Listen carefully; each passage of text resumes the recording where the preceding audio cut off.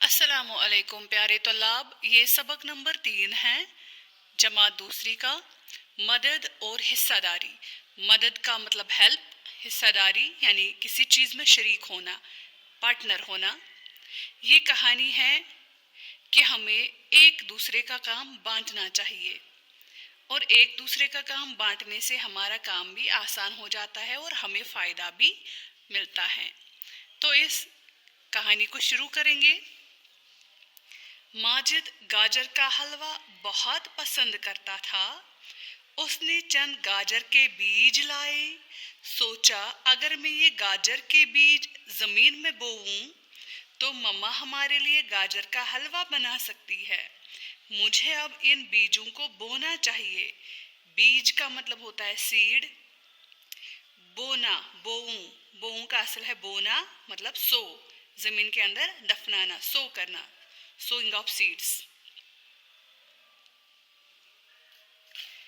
माजिद ने गाजर के बीजों को जमीन में बो दिया और हर दिन उन्हें पानी डालता रहा।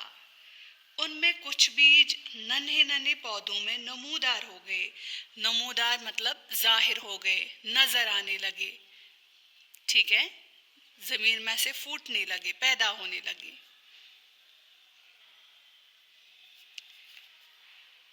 इनमें अक्सर बीजों को बड़ी बड़ी गाजरें बन गईं। गाजरें यहाँ पे हैं इसलिए यहाँ पे गईं, क्योंकि गाजरें जमा है तो गईं जमा के साथ इस्तेमाल होता है। माजिद 1 महीने के बाद देखने गया तो वो बहुत खुश हुआ। वो गाजर को ऊपर खींचने के लिए कोशिश करता गया मगर नाकाम हुआ। जैसा कि आप देखते हैं यहाँ पे, जब माजिद गाजर निकालने में नाकाम हुआ तो उसने टीना को बुलाया। यानी अब ये टीना को बुला रहा है। टीना माजिद को और माजिद गाजर को खींचने लगे मगर नहीं निकाल सके। इस तस्वीर में आप देख लीजिए, टीना ने मुन्नी को मदद के लिए बुलाया। अब ये किसको बुला रहे हैं? मुन्नी को। अब मुन्नी ने टीना को पकड़ा और टीना ने माजिद को, और माजिद गाजर को खींचने लगे, लेकिन वो गाजर को बाहर निकालने में फिर भी कामयाब ना हुए। यानी पहले माजिद ने अकेले कोशिश की थी, वो भी कामयाब नहीं हुआ। फिर टीना आ गई हेल्प के लिए, मदद के लिए, वो भी तब भी कामयाब नहीं हुए गाजर निकालने में। अब उन्होंने मुन्नी को भी बुलाया, लेकिन अब भी ये कामयाब नहीं हुए गाजर निकालने में। अब मुन्नी ने राजा को बुला लिया। राजा ने मुन्नी को, मुन्नी ने टीना को, और टीना ने गाजर को खींचना शुरू किया। वो खींचते खींचते गए, लेकिन वो गाजर को निकाल नहीं सके, नहीं निकाल पाए। इन सबों ने अपनी मदद के लिए अख्तर को बुला लिया। अब अख्तर को भी बुला लिया गया। अख्तर ने राजा को पकड़ा, राजा ने मुन्नी को पकड़ा, मुन्नी ने टीना को, और टीना ने गाजर को पकड़ा और जोर जोर से खींचने लगे। उन्होंने अब गाजर को जमीन से निकाल लिया और नीचे जमीन पर गिर पड़े। जैसे आप टग ऑफ वार खेलते हैं, रस्सी पकड़ते हैं तो एक साइड से जो प्लेयर्स होते हैं वो गिर जाते हैं जब रस्सी ढीली हो जाती है, तो इसी तरह ये गाजर निकालते वक्त ये भी गिर पड़े और गाजर निकालने में कामयाब हुए।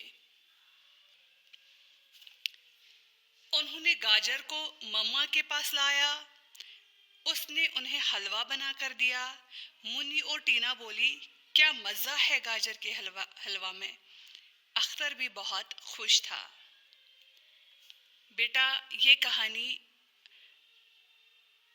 गाजर के हलवे की असल में नहीं है। असल में ये कहानी हमें समझा रही है कि हमें एक दूसरे की मदद करनी चाहिए। जब हम एक दूसरे की मदद करते हैं तो तभी हम भी कामयाब होते हैं और वो भी कामयाब होते हैं जिनको मदद चाहिए होती है। ये माजिद जो यहाँ पे एक कैरेक्टर है, किरदार है, माजिद ज़मीन के अंदर गाजर का बीज बोता है क्योंकि उसको गाजर का हलवा पसंद होता है। अब बीज थोड़े थोड़े उगाते हैं, अब पौधे बन जाते हैं, गाजरें बन जाती है। अब वो गाजर को अकेले नहीं निकाल पा रहा होता है, इसलिए वो दोस्तों को मदद के लिए बुलाता है।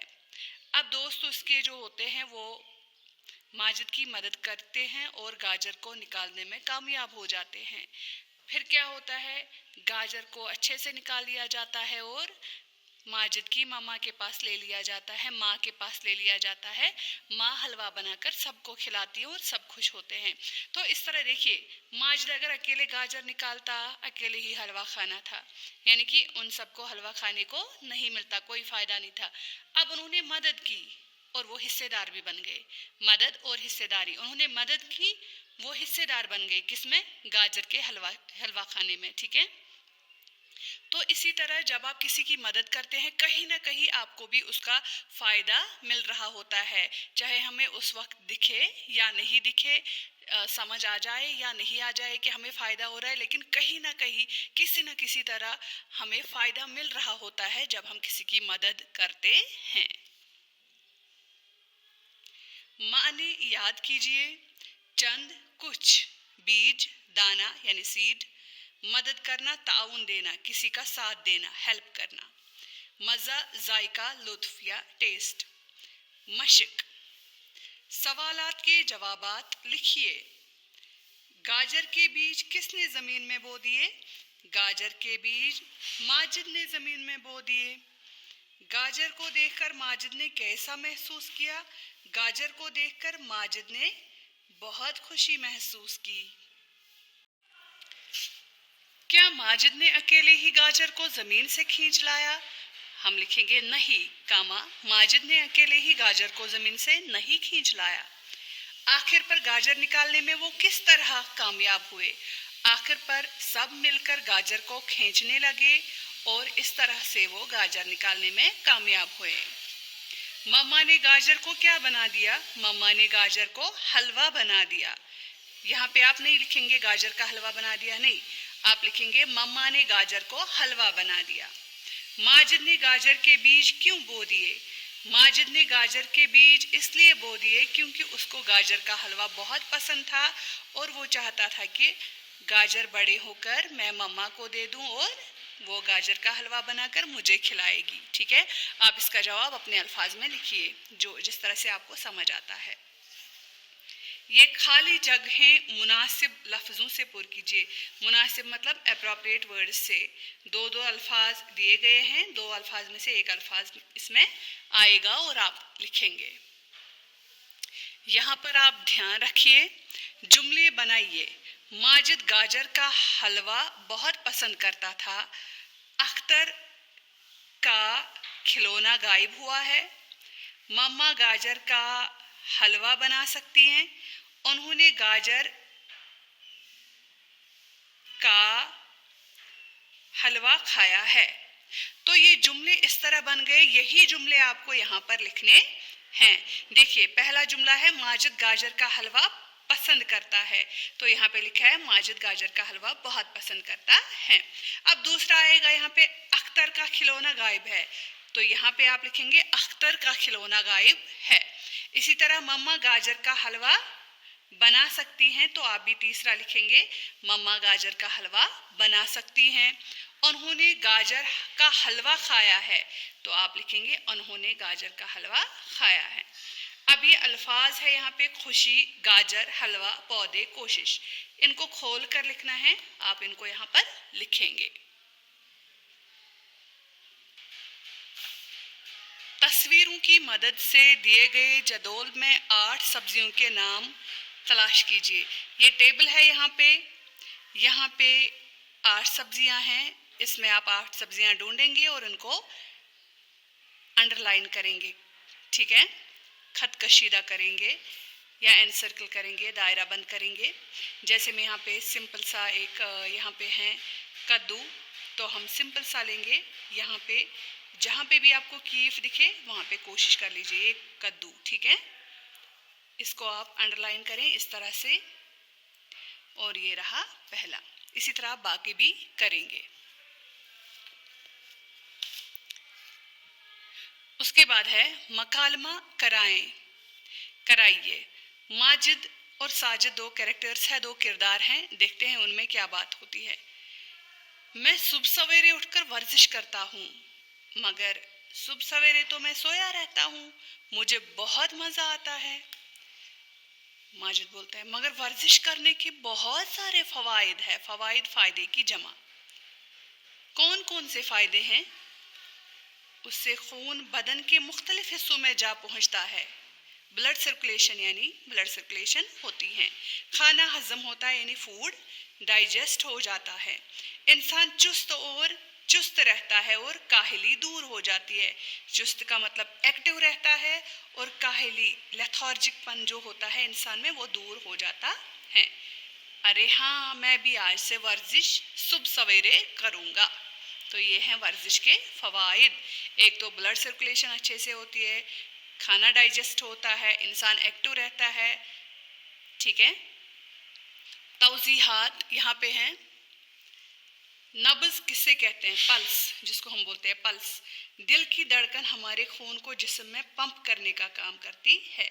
यानी कि जो दिल की धड़कन होती है, पल्स रेट होती है, जो पंप करता है हमारा दिल, हमारा हार्ट, तो वो क्या करता है, वो जिस्म को खून पहुंचा देता है। धड़कन दरअसल एक छोटे से झटके का नाम है। आप जब हाथ रखते हैं अब जब हाथ अपने हार्ट पे रखते हैं, दिल पे रखते हैं, तो वो धड़कन आपको सुनाई देती हैं। आप हाथ पे भी महसूस कर सकते हैं, रिस्टी पे, कलाई पे, जो खून को आगे बढ़ाने का काम करता है। ये पल्स रेट, ये पल्पिटेशन जो है, ये खून आगे बढ़ाती है बॉडी के पार्ट्स तक। दिल का ये छोटा सा झटका जिस्म पर मौजूद किसी रग के जरिए मालूम किया जा सकता है। ठीक है। किसी भी जो वेन है वहाँ पे आप महसूस कर सकते हैं, रग है वहाँ पे आप महसूस कर सकते हैं जो दिल से जुड़ी हुई हो। दिल की इस धड़कन को नब्ज़ कहते हैं।